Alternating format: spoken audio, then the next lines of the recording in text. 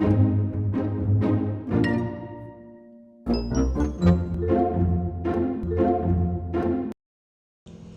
class! Today we're zooming in one of the most essential biomolecules found in the body, the protein. Now these microscopic workers are found everywhere, from digesting your food, healing your wounds, building muscle, and defending your body.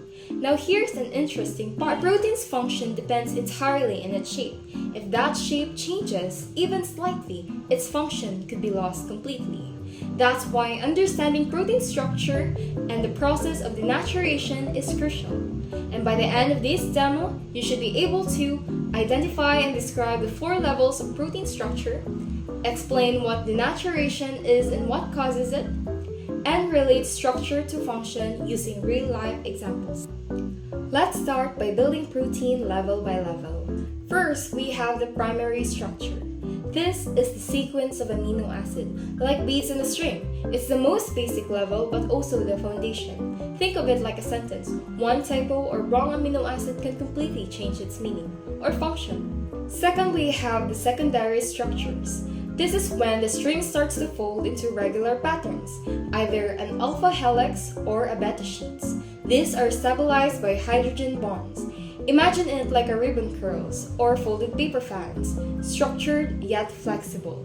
Third, we have the tertiary structure. This is the full 3D shape of a single polypeptide chain, the actual functional form of many protein. It is held together by a hydrogen bond, ionic interaction, disulfide bridges, and a hydrophobic interaction. This level determines the protein's specific activities, its ability to bind, to react, or move. Lastly, we have the quaternary structure. Some proteins go a step further and work as a team, made up of more than one chain. Hemoglobin is a classic example. While not all proteins have this level, it's essential for complex multi-subunit proteins. Which level is responsible for the overall 3D shape of a single polypeptide chain? If your answer is tertiary structure, then you're correct. Now that we know protein rely on shape, let's ask, what happens when the shape gets disrupted? This brings us to denaturation, when a protein loses its structure and as a result its function. Denaturation is the unfolding or disruption of a protein's secondary, tertiary, and quaternary structure. The amino acid sequence or primary structure stays the same, but the shape is lost. Alright. Let's talk about what actually causes protein to denature. In other words, what makes them lose their shape and stop working. We can divide these causes into 2 main categories, the physical agents and the chemical agents. First, physical agent. Let's start with a common example, boiling an egg. The clear part of the egg, called albumin, contains a protein called ovalbumin. When we boil it, the heat breaks the bond holding its shape. It unfolds, clumps together, and turns white and solid. That's denaturation in action. Next, we have radiation, like UV light. UV rays can disrupt your protein structure, especially in microorganisms. That's why we use UV in sterilization. And then there's agitation, which means physical movement. Think about whipping egg whites. All the mixing introduces air and stretches the protein until they unfold and trap bubbles. That's how we get fluffy meringue. Now, chemical agent. First, acid and bases. A good example is vinegar added to milk. It changes the pH, denatures the protein casein, and causes it to curdle. Organic solvent like alcohol and acetone can also denature protein. That's why alcohol is used to disinfect. It disrupts protein in bacterial membrane.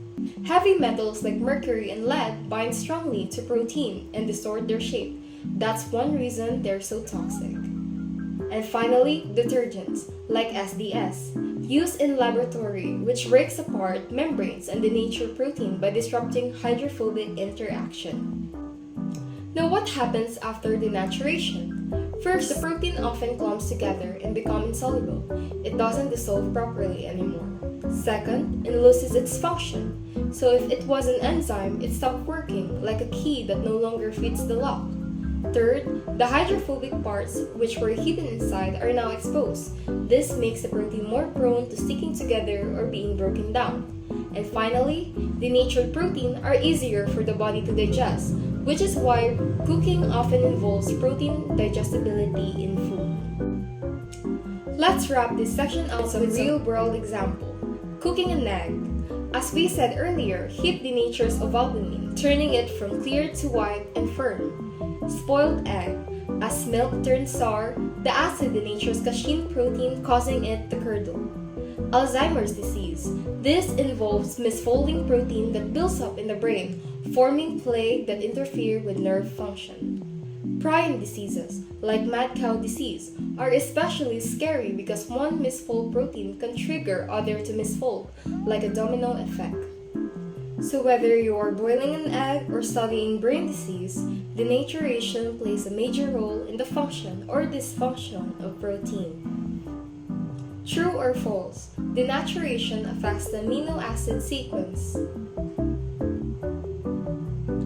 If your answer is false, then you're correct. In the process of denaturation, only higher level structures are affected.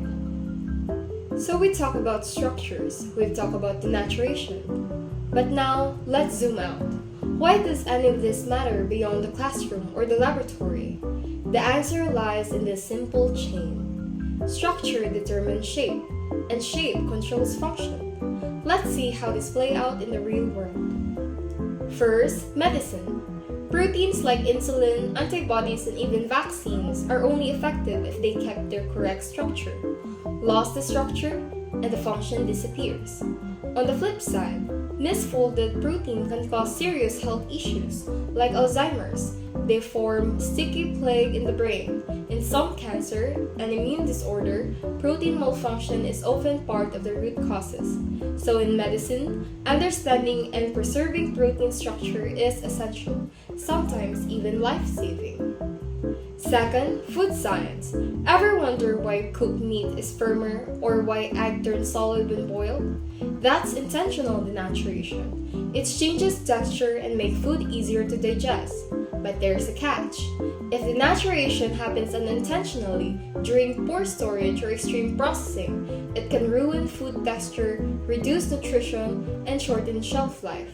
So whether you're a chef or a food technologist, protein structure matters more than you think. Lastly, industry. In many industries, protein are used as enzyme, tiny biological machine that speed up reaction. Think about detergent that cleans your clothes, or biofuel which breaks down plant waste, or pharmaceuticals that relies on enzyme to function inside the body. This protein needs to stay stable even under heat, chemicals, or pressure. If they denature, they're useless. So scientists and engineers work hard to design protein that can survive in tough environment without falling apart. In short, whether it's saving life, cooking dinner, or making cleaner energy, protein structure is everywhere. Understanding it isn't just for tests, it's for tackling real-world problems.